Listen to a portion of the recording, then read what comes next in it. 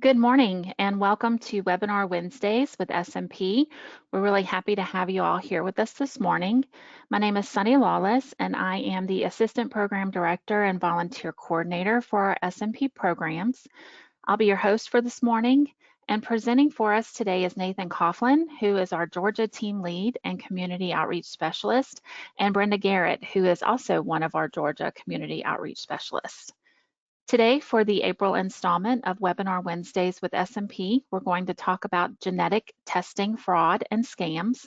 And this is just one of those scams that never seems to go away. During the presentation, you're welcome to type in any questions that you might have into the chat, but we're going to hold all of those until the end when we open it up for Q&A. There also will be a prize drawing that we'll hold at the end of the presentation today.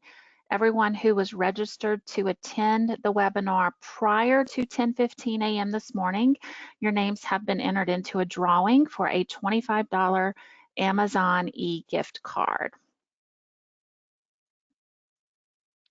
Before we get started with today's presentation, I do need to let you know that this project is supported by the Administration for Community Living, Department of Health and Human Services as part of a financial assistance award with 100% of our funding by ACL and HHS. The contents are those of the authors and do not necessarily represent the official views of, nor are they an endorsement by ACL, HHS, or the U.S. government. So who are senior Medicare patrols? Well, SMPs are grant-funded projects, as I said, of the U.S. Department of Health and Human Services and the Administration for Community Living. All SMP grantees have a shared national identity through a national program name and logo. Every state has its own SMP program. In Georgia, Louisiana, Mississippi, and Vermont, SMP is sponsored by AdviseWell. And the mission of the Senior Medicare Patrol is to empower and assist Medicare beneficiaries, their families, and caregivers to prevent, detect, and report healthcare fraud, errors, and abuse. And we do that through outreach, counseling, and education. Now, before I turn things over to Nathan to get us started with today's presentation, we do have a quick polling question for you. And that question is, have you ever been asked if you wanted a genetic test to screen for cancer or heart disease? So give me just one moment, I will launch that poll. There we go. And again, have you ever been asked if you wanted a genetic test to screen for cancer or heart disease? So please go ahead and lock in your answers now, yes or no. And we'll give you a few moments to get those answers in.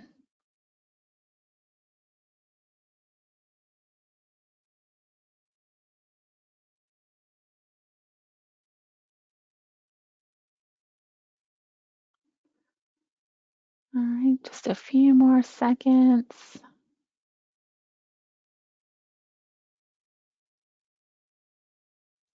Okay, we're going to close the poll. There we go. And it looks like the majority of you say no, you've never received these phone calls, which is great.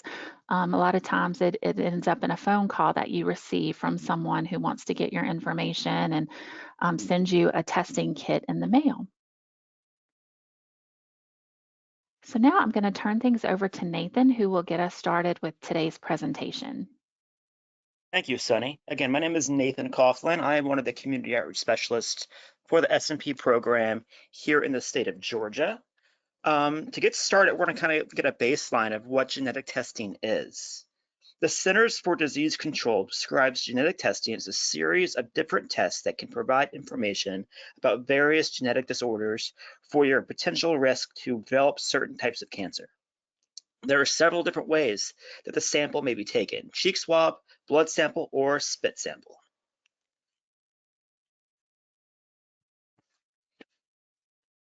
Genetic testing, fraud, and scams are one of the biggest issues facing Medicare beneficiaries. The scammers are offering these tests for free, put free in quotes there, for Medicare beneficiaries. They then bill Medicare for tests that are not medically necessary, and in most cases, the beneficiary or their personal physician may never even receive the results. Genetic testings should only be ordered by your personal healthcare professionals when he or she deems it necessary.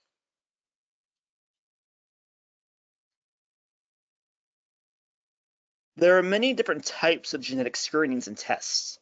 Cancer screening, DNA screening, and other types of cancer screenings are just a few examples.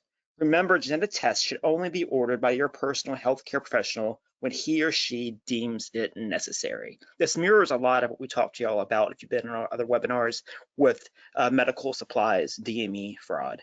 Going through your doctor is so important. The scammers may come to your local senior center, senior apartment complex, or senior healthcare event that you are attending. They may ask you questions about your family or personal healthcare history, such as anyone in your family had cancer? Have you had cancer? They will then offer to perform a genetic test that they claim will tell you your chances of developing cancer. I've seen this myself in the community. They'll have a little sign that say, swab a cheek, save a life. They really prey on you wanting to let your family members know what their risks might be of cancer. And a lot of the stakeholders we work with that run the senior centers and senior living communities, they are duped as well by letting these people come in. Next slide. One of the latest growing genetic testing fraud trends focuses on cardiovascular genetic testing. We have heard reports of scammers calling Medicare beneficiaries claiming their cardiologist or provider wants them to have this test and offering them to send a kit. In reality, their provider did not make such a request.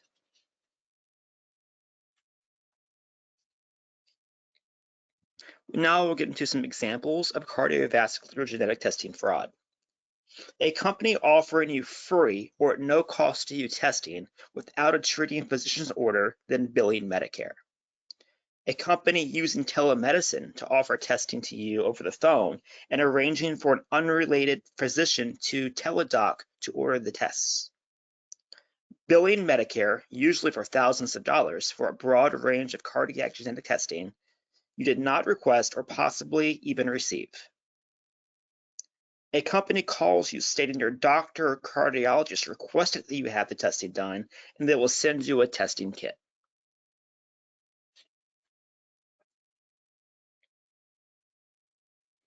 Now we're going to take a look at when are genetic tests generally covered by Medicare. Because again, genetic tests aren't inherently fraudulent. It's who's typically trying to get you to get the tests that are doing the fraud. So when someone has stage 3 or stage 4 cancer, when the test is medically reasonable and necessary, federal regulations define medical necessity as services or items reasonable and necessary for the diagnosis or treatment of an illness or injury or to improve the functioning of a malformed body member. When it's ordered by a treating physician, federal regulations define a treating physician as the physician who furnishes a consultation or treats a beneficiary for a specific medical problem and who uses the results in the management of the beneficiary's specific medical problem. Tests are not ordered by the physician who is treating the beneficiary are not reasonable and necessary. When one or more of the coverage requirements are met for colorectal cancer genetic testing screenings, there is no other Medicare coverage for genetic testing as a screening service when a treating physician orders the test as a diagnostic service and uses the results to manage the patient's condition. So it's a lot of fancy words, meaning go through your doctor to get those tests. While it's possible your doctor may be engaging in fraudulent activities as well, it's much less common than these companies calling you over the phone and being at health fairs trying to get you to give out your Medicare information to perform those tests. Next slide. Genetic tests billed to Medicare cost on average between $9,000 and $11,000. If Medicare denies the claim, you could be responsible for the entire cost. Remember, these types of tests should only be ordered by your personal healthcare provider who is familiar with your specific situation. So how do we stop this genetic testing fraud? Here are a few things you can do to help stop genetic testing fraud. The best way to avoid becoming a victim of genetic testing fraud and scams is to be sure your doctor has assessed your health condition. Although Medicare covers many genetic tests for diagnostic use, it only covers one preventative genetic test to screen for cancer. Do not give your personal information to strangers. Always review your MSNs or EOBs and report strange or suspicious items found on those MSNs and EOBs to the Senior Medicare Patrol Program.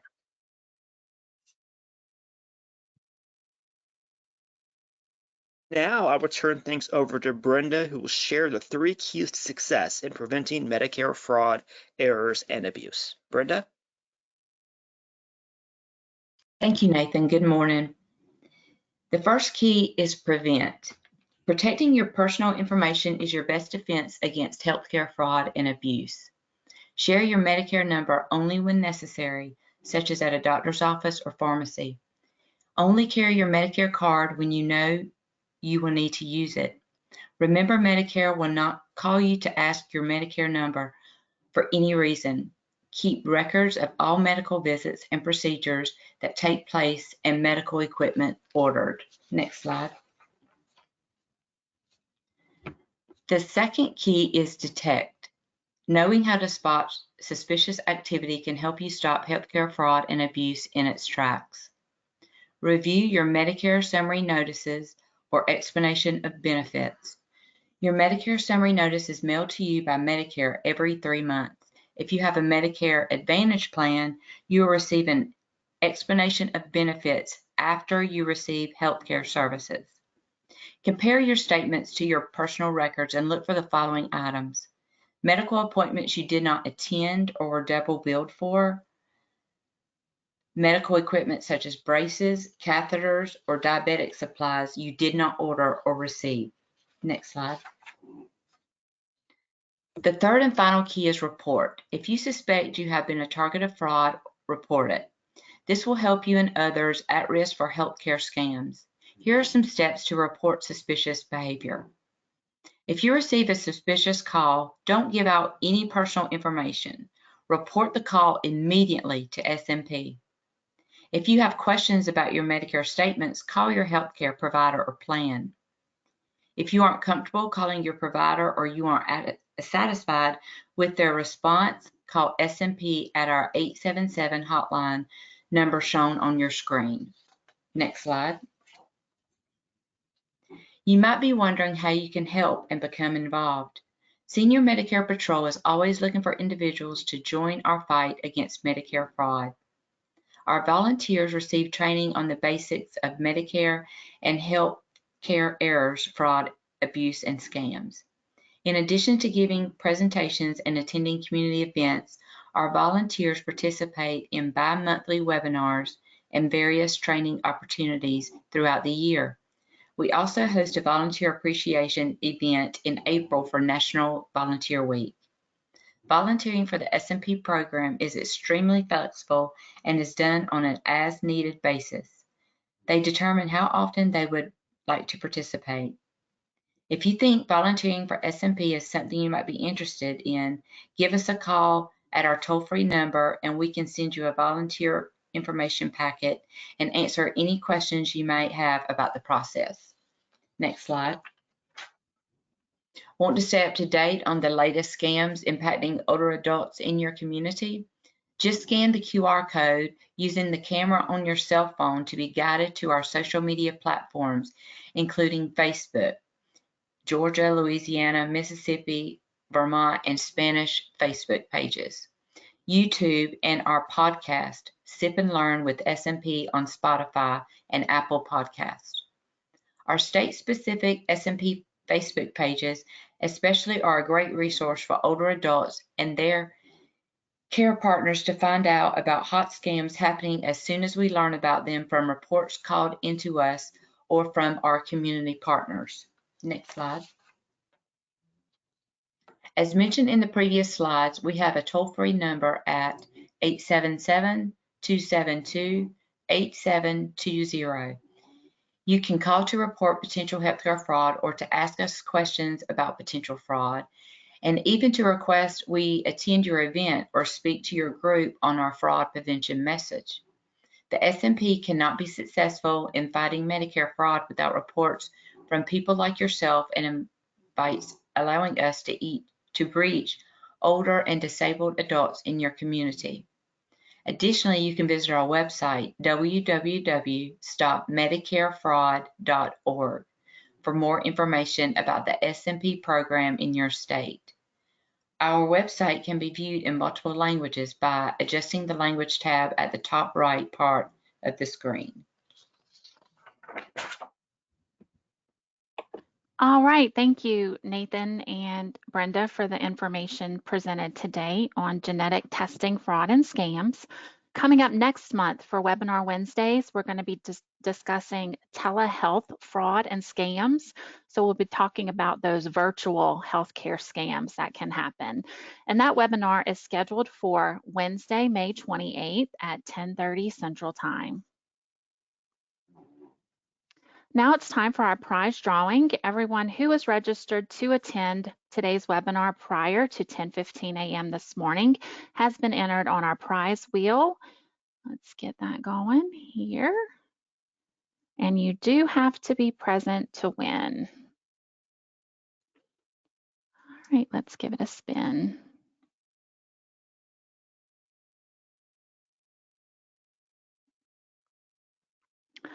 All right, congratulations, Miss Jackie Bennett. You have won our prize drawing today, so I will be in touch with you to make sure I get your information so we can send you out that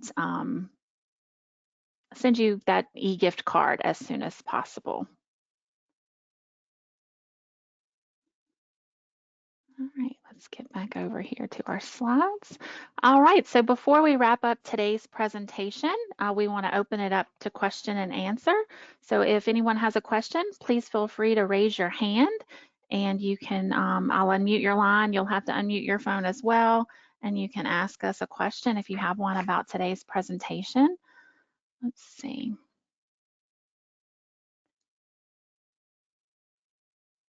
Let's see. It looks like we have a question that we received in the chat. So how do we dispose of equipment that was wrongfully sent to us? And that is a really good question. I don't, let's see, I don't see where Monique was on the call for us today, or Johnetta, who is our complex interaction specialist. So Ms. Joy, I have that question written down, and what we'll do is we'll find out the answer for you and get that over to you as soon as And I possible. think the important part I would say is to add a little to that would be, if you do have equipment wrongly sent to you, before you dispose of it, call us. Let us know if it was wrongly sent to you to see, what guidance it is. Because sometimes we want to talk with you about, is the company name on it? Who's, where is it going to? Then after we kind of resolve that complaint to the best of our ability, then our complex interaction specialist should be able to kind of further guide you on that. Thank you, Nathan. Yep. And then we also had another question about how much do genetic tests cost in general? And I believe that was, Nathan covered that earlier. What did you say, Nathan? It was between, I believe it was around $11,000 was the average, but it could kind of yes, vary to a few different parts. It's expensive, which is why scammers love scamming them correct. so much, because it's quite pricey. Absolutely, yes.